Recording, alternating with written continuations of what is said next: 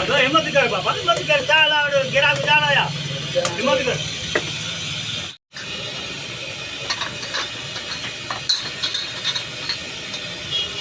चाय तो पिया भाऊ. हाँ भाऊ, हाँ चाय खोल बाबा. तक गरम रही कम आवे ना तो बाबा पियो, पानी वानी पियो. जल्दी करो पानी भरेगा.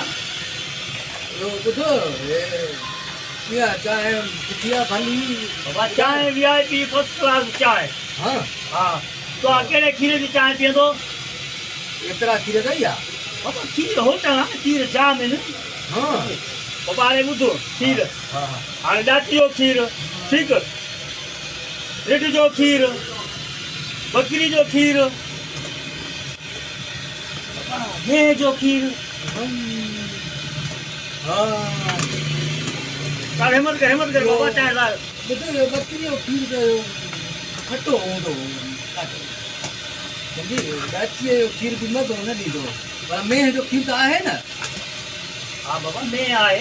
हां मेह जो क़िस्म आहे कारी मेह आहे ऐं भूरी मेह आहे.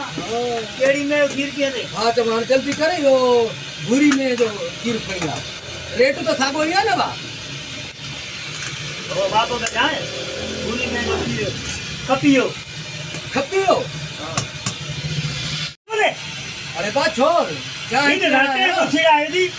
खीर चाय पियो, भूरी मेह जो खीर कोई उतो चलो वो आ जाए ऐसा तो करी. अरे निकिर बा हलो. अरे बा है चाय. अलाए क्या गिराक था अचनि टाइम छुड़ा छॾे साॼो. बाबू ये चिड़ी छाता तो हरू भरू यार. मां चाय पिया गिरा पे आता जो बाकी ये चिड़ी थो वनी बाकी ये हम जल्दी करे पर चाय कुछ पिया है समझे ना बा.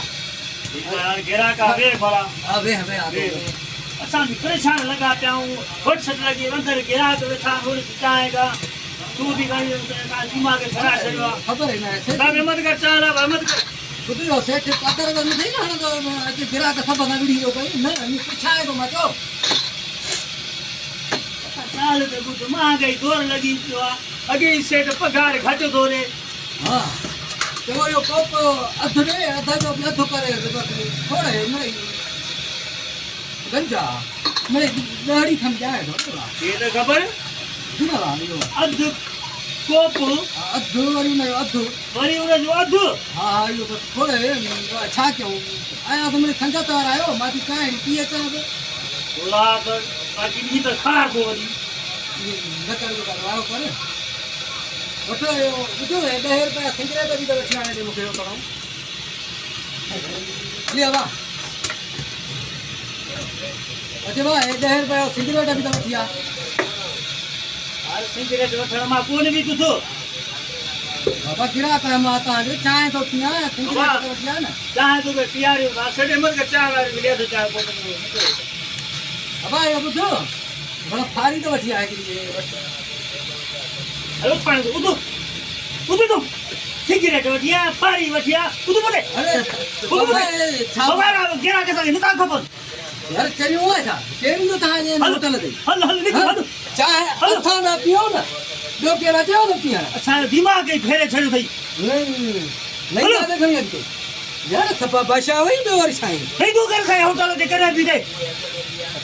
शमी बाबा सीखे सब्सक्राइब कयो ऐं लाइक कयो.